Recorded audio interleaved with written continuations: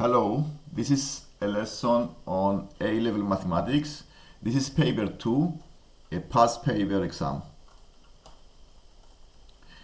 And let's start the lesson. If you like the lesson, please subscribe so you can see lessons like this one in the future. So the first exercise will be on arithmetic series. The first term is 16. The 21st term is 24. And we want to find the common difference. So solving questions like this one, we need to know the formulas of arithmetic series and arithmetic sequences. And the nth term of, we start by the nth term of the sequence. The nth term is the first one, the a, plus a bracket n minus 1 times the d. The a is the first term and the d is the difference. So by using these formulas on both of these terms, okay, the 21st one is 24, so we can make an equation. And once we make the equation, the only number we can find is the d here. The missing number is the d. Solving the equation, we found the common difference as 2/5. The second part of this exercise is to find the sum of the first 500 terms. In this case, we need to know the formula for the sum of the first 500 terms of an arithmetic sequence.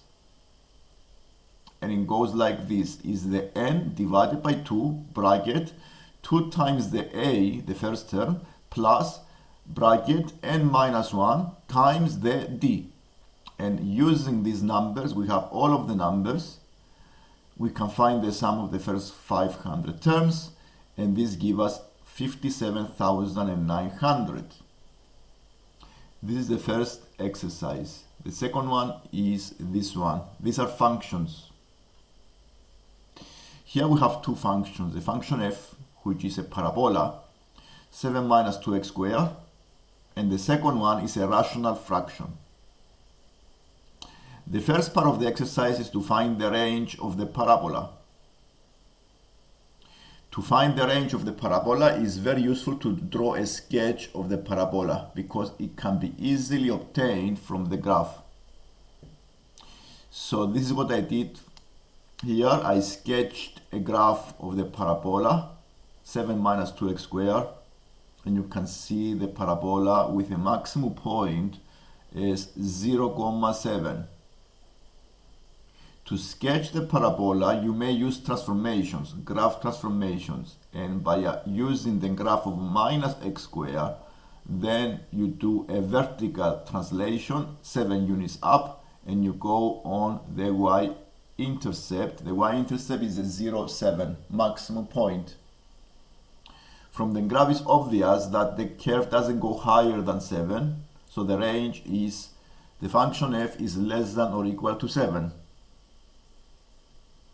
The number b, when you have to find the value of the composite function gf when the x takes a value of 1.8. The first step I did here is to find the function gf. The function gf is a function when you put the function f into the input of g. And I have both of the functions given. So I put the whole function f into the input of g. And this is what I have here on the screen. This is a 3 bracket 7 minus 2x squared over 5 bracket 7 minus 2x squared minus 1. And then I use the value x equals 1.8 into this function, and I found the value as 0.975. The third part of the exercise is to find the inverse function of the g. To find the inverse function of the g, we need to make x the subject by rearranging. And once we make x the subject, I replace the x with the output and the y with the input. And then I have the inverse function. And the inverse function is this one, x over 5x minus 3, or you write it here as g minus 1. This is the function g. G minus 1 is x over 5x minus 3. and you, by rearranging, you may factorize in case you have two x terms, and then you find the inverse. So first you do the x, the subject, and then you replace the x with the inverse and the y with the output. And let's go to the other exercise. This is the log question, solving equations with logs. So this equation is log 12y plus 5 minus log 1 minus 3y equals 2. All I did here is to use the properties of the log. And if when I have a difference of two log, I use a fraction of the two functions.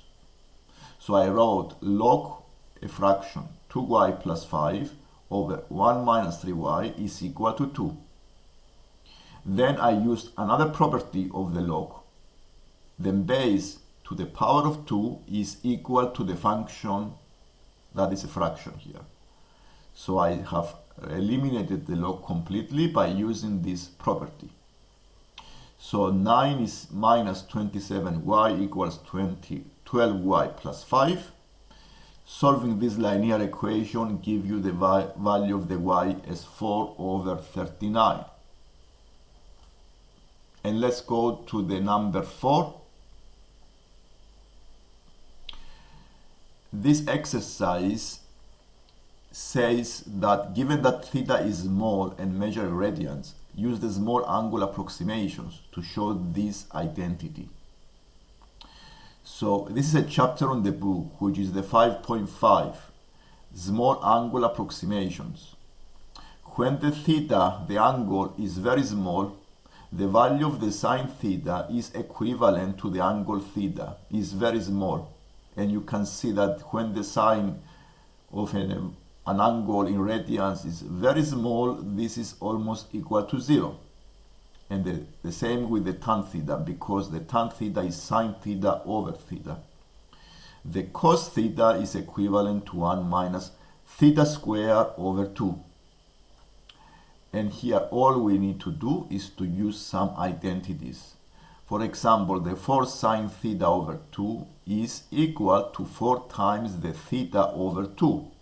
I use the small angle approximations, these identities.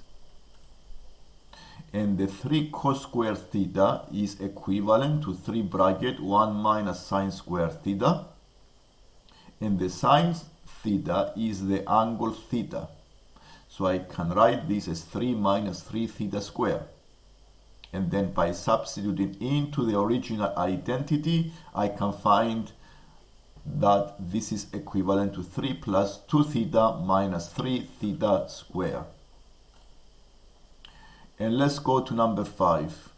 Number 5 give you this polynomial. First thing to do is to find the first derivative, and second to find the second derivative. To find the first derivative, we differentiate the polynomials using the rules.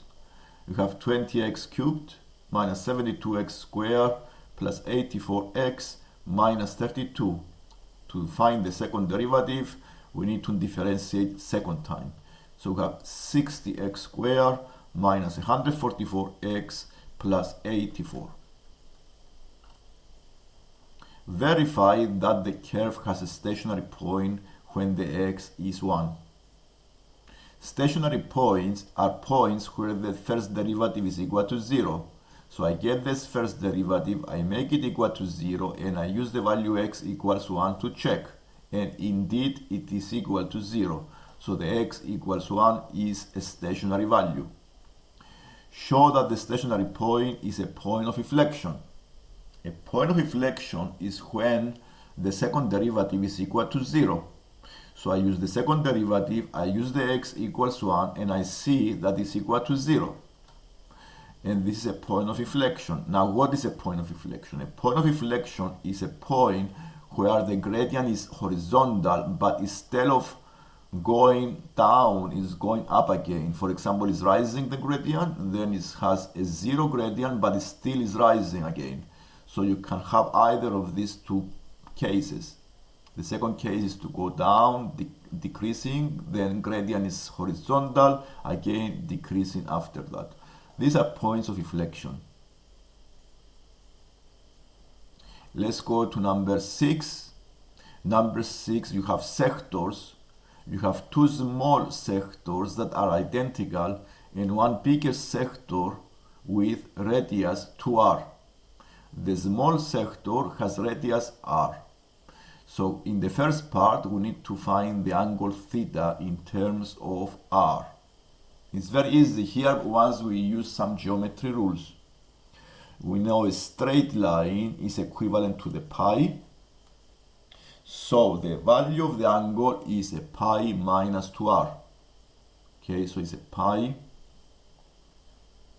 The angle theta is equal to pi minus,